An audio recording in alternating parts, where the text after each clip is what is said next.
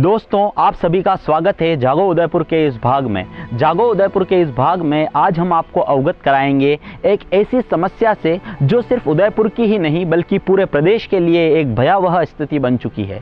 जी हाँ, swine flu एक ऐसी बीमारी जो इन दिनों उदयपुर में धीरे धीरे करके अपने पैर पसारने लगी है। और अगर बात करें पिछले एक महीने की, तो एक महीने में हुई 13 मौतें और 115 रोगी जो पॉजिटिव इस पिछले एक महीने में मिले हैं, यह सच में हमें सोचने पर मजबूर करते हैं। जागो उदयपुर का हमेशा से यह प्रयास रहा है कि उदयपुर के लोगों को इस बारे में अवगत कराया जाए, इस समस्याओं से उन्हें अवगत कराया जाए जिससे उन्हें जानने की अत्यंत आवश्यकता है। और इस भाग में हम स्वाइन फ्लू से बचाव के लिए उदयपुर के कुछ ऐसे एक्सपर्ट्स को चुन के लेकर आए हैं जिनकी बात सुनने के बाद आप अपने घरों में बैठे हुए स्वाइन फ्लू से आसानी से बच सकते हैं। हम बात करेंगे उदयपुर के एक शारीरिक शिक्षक से जो कि आपको बताएंगे कि स्वाइन फ्लू से बचने के लिए किस तरह के जो हैं घरेलू उपचार हम अपने घर बैठे कर सकते हैं।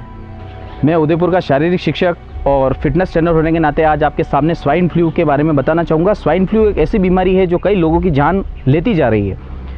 और स्वाइन फ्लू जो है वो N1 और H1 टाइप की एक सर्दी जुकाम से स्टार्ट होती है, एक वायरस बीमारी है। पहले माना जा रहा था कि ये सुअरों से ही फैलती है, लेकिन सुअर जब बीमार होता है उसके जो वायरस होते हैं वो पक्षियों के द्वारा मनुष्य के अंदर आ रहे हैं और मनुष्य से मनुष्य के अंदर फैल रहे हैं। आप कहीं पे भी जाते हैं, कोई इसके ग्रसित वायरस जो है वो छींक दिया तो वायरस वहीं रह जाते हैं और वो हाथ टच होने पे अपने शरीर के अंदर प्रवेश कर जाते हैं। हमें जब सर्दी जुकाम होता है हम ये मानते हैं कि ये एक सर्दी जुकाम है, लेकिन सर्दी जुकाम वो धीरे धीरे पूरे वायरस हमारे शरीर में फैलता रहता है और जितने भी अंग होते हैं हमारे शरीर के अंदर सारे अंग काम करना बंद कर देते हैं। ऑन द स्पॉट आदमी की डेथ भी हो सकती है, जैसा कि अभी आए दिन अखबारों के अंदर और ये न्यूज़ चैनलों के अंदर आप देख ही रहे हैं कि बहुत है। लेकिन क्यों ना हो हम इससे पहले ही इससे पहले हम इस तैयारी कर लें कि ये बीमारी हमारे शरीर के अंदर जाए नहीं, तो आयुर्वेद के अंदर या घरेलू उपचार से हम इसको रोक सकते हैं। आपको करना क्या है, कुछ नहीं करना है, कुछ थोड़ा सा आपको इलायची लेना है और कपूर लेना है, उसको पीस लेना है बारीक और एक कपड़े के अंदर रख देना है और उसकी पोटली बनाकर बस अपनी जेब के अंदर रखना है और आधा 1 घंटा या 2 घंटे के बाद उसको निकाल के एक बार हाथ में मल के वापस जेब के अंदर रख देना है। दूसरा, आजकल के खान पीन के अंदर क्या हो रहा है कि हमारी आंतरिक जो शक्तियाँ है वो कम होती जा रही है। आजकल जो छोटे छोटे बच्चे हैं उनके अंदर भी बीपी की प्रॉब्लम हो रही है, थायराइड की प्रॉब्लम हो रही है, शुगर हो रहा है छोटे छोटे बच्चों को। तो ये बहुत ही सोचनीय विचार है। कारण यही है कि आजकल के बच्चों का खान पान चेंज हो गया है। पुराने ज़माने में राबड़ी पी के दिन निकालते थे और आजकल आप देखते हो बाजार के अंदर पैकिंग जो नाइट्रोजन गैस के अंदर पैक माल होता है, कई दिनों तो खराब नहीं हो पीते। इम्यूनिटी बिल्कुल खत्म हो गई है। तो इम्यूनिटी बढ़ाने के लिए आपको क्या करना है कि बच्चा हो या छोटा, जो च्यवनप्राश छूट गया है आपका, जो दूसरी जो पेड ड्रिंक है उन्होंने जो जगह ले ली उसको चेंज करके आपको च्यवनप्राश चालू करना है। और दूसरी, नीम गिलोय जो होती है उसका काढ़ा बनाकर आपको पीना है। नीम गिलोय की गोलियां भी मिलती है आजकल, बहुत सारे प्राइवेट आयुर्वेदिक संस्थानों ने चालू कर दी है। और नीम गिलोय जो ऐसा है वो अपनी इम्यूनिटी को बढ़ाता है, सारी बीमारियों से, हृदय को, थायराइड नहीं होता है उससे, हृदय को रोकता है, इम्यूनिटी बढ़ाता है, सारी चीज़ें उससे नीम गिलोय से होता है। और दूसरी चीज़ ये है कि इलायची जो है वो हमारे शरीर के अंदर शुद्धि क्रिया करती है, हमारे शरीर के अंदर कोई गंदगी नहीं रहे वो सारा काम करती है।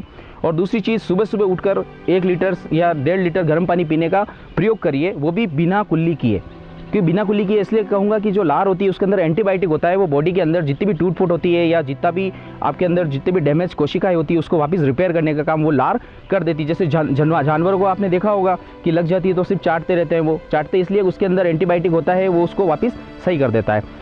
और एक और जो आयुर्वेदिक चीज़ है, गुडवेल नाम की एक आयुर्वेदिक आपको किसी भी पंसारी आयुर्वेदिक की दुकान पे मिल जाएगी, उसको ले लीजिएगा। और तुलसी जो सभी घरों के अंदर पाई जाती है, उन दोनों का भी काढ़ा बनाकर आप पीजिएगा, तो ये स्वाइन फ्लू कभी भी आपके किसी भी सदस्य के शरीर में प्रवेश नहीं कर पाएगा।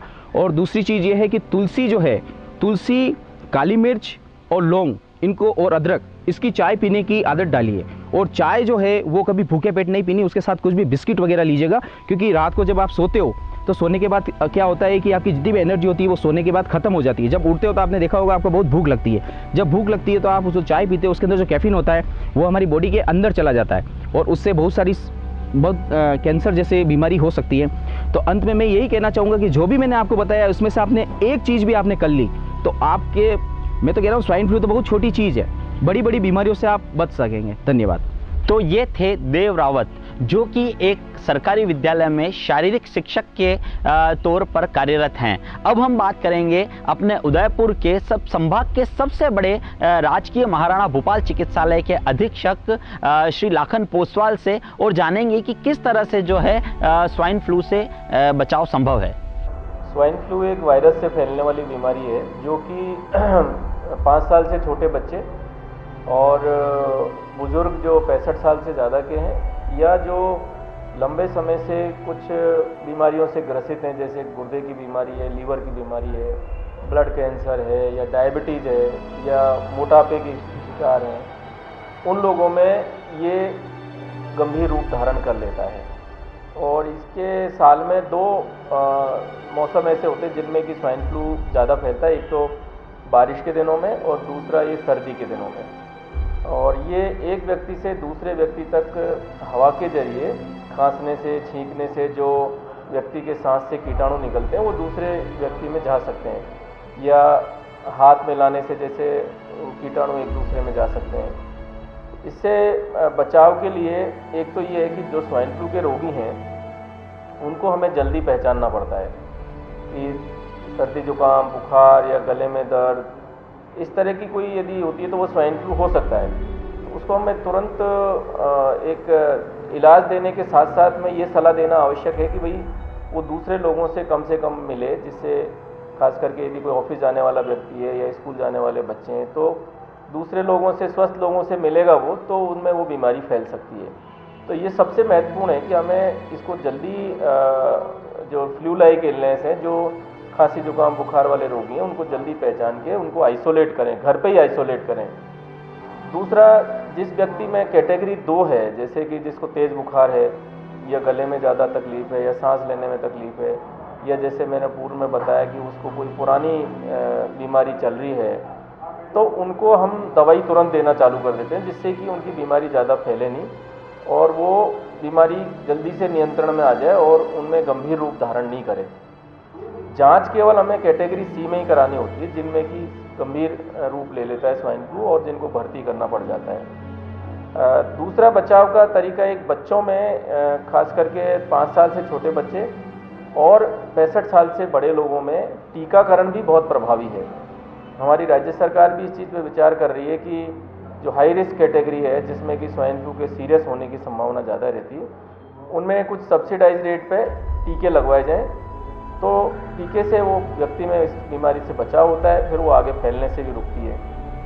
हम लोग जो है इस बार बच्चों में ये स्वाइन फ्लू के रोगी कम आए, उसका एक कारण संभावित ये भी है कि बच्चों में माँ बाप ज़्यादातर टीकाकरण भी करवा लेते हैं और वो एक दूसरे से बीमारी फैलने से रोकती है।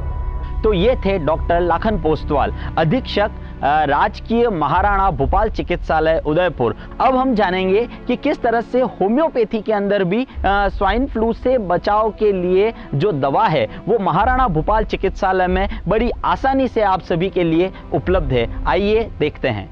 मैं आपको ये बताना चाहूँगी कि होम्योपैथी के अंदर भी स्वाइन फ्लू का उपचार संभव है। ज़रूरत है हम लोगों को जागरूक होने की। हमें पता होना चाहिए कि होम्योपैथी के अंदर स्वाइन फ्लू के उपचार संभव है और उसकी प्रोफाइलैक्टिक मेडिसिन भी अवेलेबल है। ये मेडिसिन इन्फ्लुएंजिनम है, जो कि एक नोज़ोड है, जो कि लेने के बाद में आपके शरीर के अंदर रोग प्रतिरोधक क्षमता उत्पन्न करती है, जिससे कि H1N1 वायरस आपको अफेक्ट नहीं कर पाता है। होम्योपैथी के बारे में ज़्यादातर लोगों को ये पता नहीं है कि होम्योपैथी के अंदर स्वाइन फ्लू का उपचार संभव है। स्वाइन फ्लू होने के बाद भी हम होम्योपैथिक मेडिसिन से, जैसे आर्सेनिक है, ब्रायोनिया है, जैल्सीमियम, मर्कसोल, आर्सायोड, मर्कायोड, इस तरह की मेडिसिन से हम उसको ठीक कर सकते हैं। दूसरा, इसके लिए हम ये बीमारी हमें हो ही ना, इसके लिए हम उनको प्रोफाइलैक्टिक मेडिसिन भी देते हैं, जिसका नाम है इन्फ्लुएंजिनम। इन्फ्लुएंजिनम एक नोज़ोड है जो कि 4 टैबलेट वीकली लेने के बाद में आपके शरीर में रोग प्रतिरोधक क्षमता उत्पन्न करती है, जिससे कि ये H1N1 वायरस आप पे अफेक्ट नहीं करता है। ये दवाई आपके महाराणा भोपाल चिकित्सालय उदयपुर के अंदर निःशुल्क उपलब्ध है, 9 से 3 बजे हॉस्पिटल टाइम के अंदर। आप वहां आकर निःशुल्क दवाई ले सकते हैं और ये दवाई लेने के बाद में आपको स्वाइन फ्लू होने की संभावना 0% रह जाती है। तो दोस्तों, जागो उदयपुर के इस भाग में हमने आपको अवगत कराया स्वाइन फ्लू से बचाव के लिए किस किस तरीके के नुस्खे जो हैं वो आप लोग अपना सकते हैं। बस ज़रूरत है तो हमें थोड़ा सा जागरूक होने की। और भी कई सारे मुद्दों के साथ मैं अभिषेक जोशी फिर मुलाकात करूंगा आप सभी से जागो उदयपुर में।